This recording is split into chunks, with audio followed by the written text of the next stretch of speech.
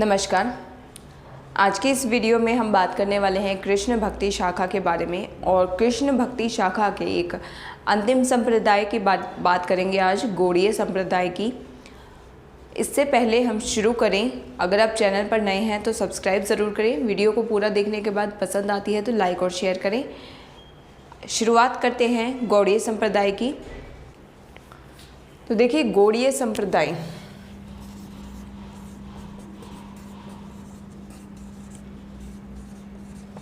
इसमें बहुत कुछ ज़्यादा याद करने के लिए नहीं है, लेकिन कुछ एक महत्वपूर्ण बातें जो आप एग्ज़ाम के लिए इम्पोर्टेंट है और एक दो बातें पूछी भी गई हैं। सबसे पहले इसका प्रवर्तन किसने किया, प्रवर्तक कौन है? तो कृष्ण चैतन्य महाप्रभु।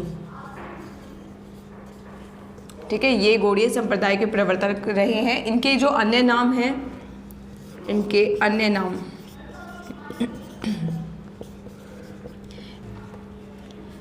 इन्हें निमाई, गौर या गौरांग के नाम से भी जानते थे। अच्छा, इनका दार्शनिक सिद्धांत क्या रहा?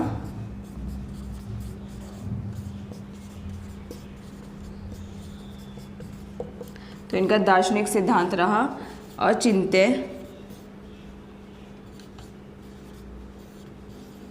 भेदवाद।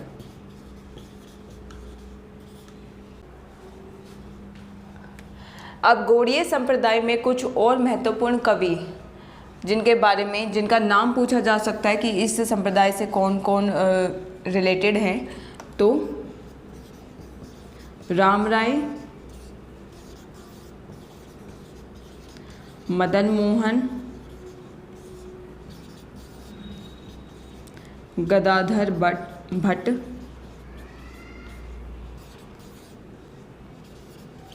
चंद्रगोपाल,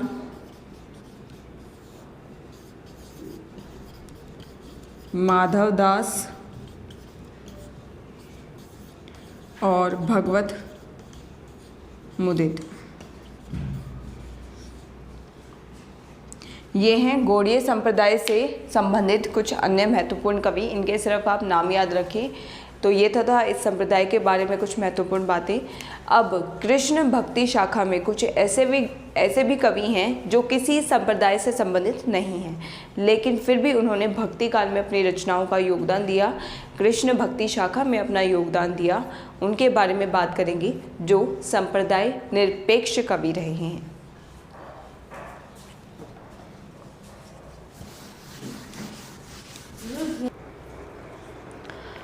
आइए बात करते हैं कुछ ऐसे कवियों की जो कि संप्रदाय निरपेक्ष कवि रहे हैं भक्ति काल के, जिनमें से कृष्ण भक्ति शाखा में हम दो महत्वपूर्ण कवियों की बात करेंगे। सबसे पहली हैं मीराबाई। मीराबाई की बात करेंगे और दूसरे नंबर पे हम बात करेंगे रस खान की।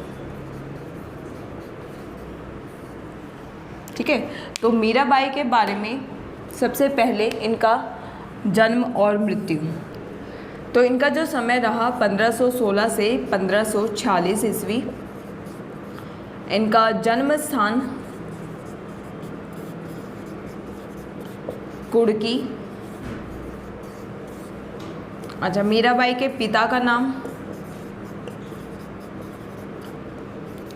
रतन सिंह, पति का नाम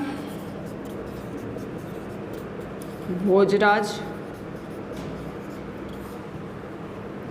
और गुरु का नाम रैदास। और इनकी मृत्यु स्थान कौन सा रहा, मृत्यु कहाँ हुई? तो रणछोड़ मंदिर में। ठीक है, मीराबाई, जैसा कि आप जानते हैं, मीराबाई ने कृष्ण की उपासना की। ये कृष्ण की उपासना पति के रूप में करती थी। ठीक है। ये इनकी लाइफ की बहुत बड़ी वो रही है, एक घटना रही है कि इन्होंने बचपन से ही कृष्ण को ही अपने पति के रूप में माना है। लेकिन इनकी जो शादी थी वो भोजराज से हो गई थी और इनकी भक्ति कृष्ण के प्रति इतनी अधिक थी कि भोजराज को ये चीज़ें बर्दाश्त नहीं होती थी और वो मीराबाई को मारने के बहुत सारे प्रयास करते रहते थे, लेकिन हर बार विफल हो जाते थे।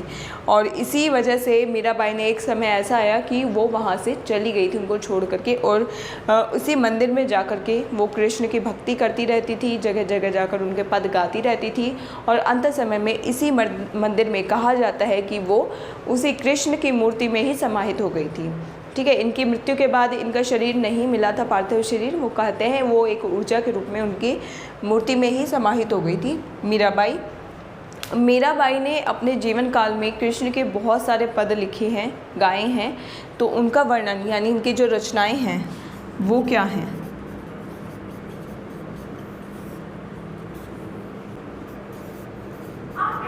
गीत गोविंद की टीका,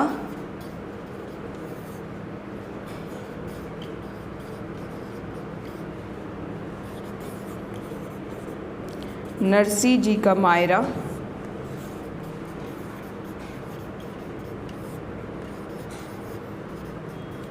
राग सोरठा,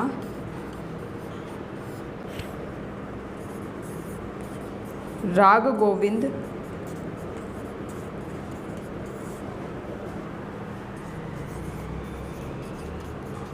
मलार राग,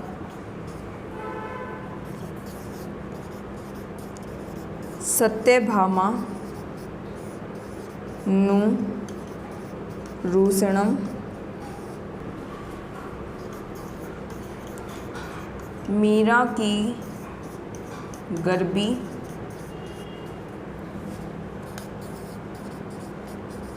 रुक्मिणी मंगल,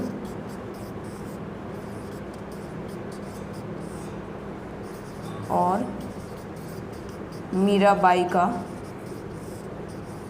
मलार। ठीक है। तो ये मीराबाई जी की कुछ महत्वपूर्ण रचनाएं हैं जो आपको याद रखनी हैं। मीराबाई ने कुछ स्फुट पद भी लिखे हैं जिनको मीराबाई की पदावली के नाम से लिखा गया है, संकलित किया गया है। अब बात करते हैं रसखान जी की। तो रसखान जी का मूल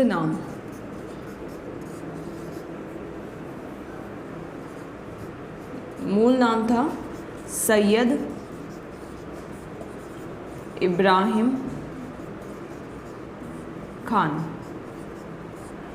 ठीक है। रसखान ये पहले ऐसे कवि हैं जो कि मुस्लिम कवि हैं, लेकिन इन्होंने कृष्ण की भक्ति की है।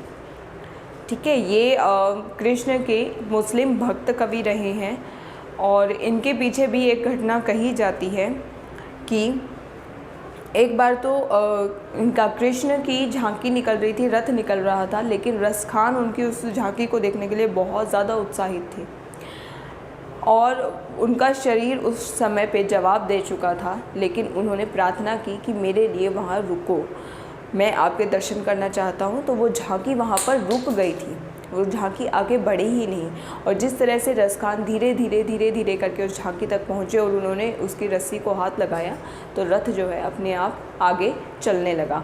तो ये उनकी मतलब उनकी भक्ति को दर्शाता है कि कितनी गहरी भक्ति उनके अंदर थी। तो इससे एक चीज़ और ध्यान हमें समझ में आती है कि जो भक्ति होती है, जो ईश्वर के प्रति जो हमारी भक्ति होती है, वो किसी धर्म का या फिर ईश्वर के किसी भी पर्टिकुलर रूप का, उससे हम वो भक्ति नहीं कर सकते हैं। ठीक है। भक्ति हमारे मन से निकलती है कि इस ईश्वर को हम मानते हैं, किससे हम अपना एक संबंध अनुभव करते हैं, उसी के प्रति हमारा भक्ति जो है बढ़ती जाती है। तो यहाँ पर सैयद इब्राहिम खान मुस्लिम होते हुए भी इन्होंने कृष्ण की भक्ति की और इसके पीछे उन्हें मुसलमानों का बहुत सारा विरोध भी सहना पड़ा था। ठीक है। अब बात करते हैं रसखान के जन्म की।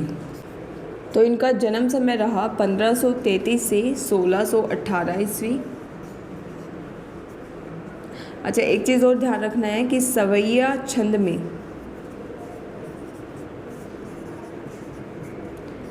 में कृष्ण लीला का गान गान करने वाले सर्वप्रथम कवि।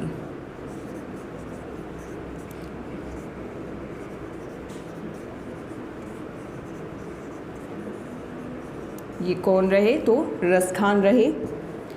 इनकी जो रचनाएं हैं, नंबर 1 सुजान रसखान,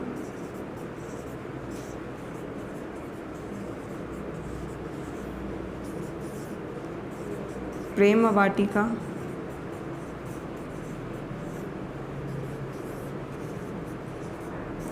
दान लीला और अष्टयाम। ठीक है, अष्टयाम एक नाभादास और अग्रदास ने भी लिखी है। इनकी भी अष्टयाम एग्ज़ाम में पूछी जाती है, इंपॉर्टेंट है। दान लीला भी कई लोगों ने लिखी है, लेकिन इनकी दान लीला भी एग्ज़ाम में पूछी जाती है, तो आपको ये चीज़ें ध्यान रखनी है। एक रचना कई सारे कवियों द्वारा भी लिखी गई है सेम नाम से, तो कई बार जो क्वेश्चन है ना वो इस तरह से भी बन जाता है कि दान लीला को लिखने वाले कवियों के नाम हैं। तो ऑप्शन में जैसे आप जानते हैं कि 4 ऑप्शन हमें मिलते हैं, 4 में से 3 ऑप्शन ऐसे दे देंगे जिसमें कि दान लीला लिखी गई होगी उन सभी कवियों के द्वारा, और एक ऐसा ऑप्शन होगा जिसमें ने नहीं लिखी होगी। तो अगर क्वेश्चन आ जाता है कि दान लीला को किस कवि ने नहीं लिखा है, तो वो जो नहीं वाला एक ऑप्शन है वो आपका करेक्ट आंसर होगा। तो इसके लिए आपको वो तीनों चारों कवि याद होने चाहिए जिन्होंने सेम नाम से रचनाएं लिखी हैं। तो आप अपने नोट्स में एक पेज अलग से वो ज़रूर बनाएं जहाँ पे भी आपको लगता है कि ये जो रचना है, जैसे अष्टयाम हो गई, दान लीला हो गई, और इससे पहले भी कुछ ऐसी रचनाओं के नाम आए हैं, या फिर आगे जब आप पढ़ेंगे तो आगे लिटरेचर में भी ऐसे बहुत सारे नाम आने वाले हैं, तो वो आप ज़रूर नोट करके रखें, जिससे आपको याद रहेगा कि ये रचना इस कवि द्वारा लिखी गई है। वो आपको ज़रूर याद रखना है।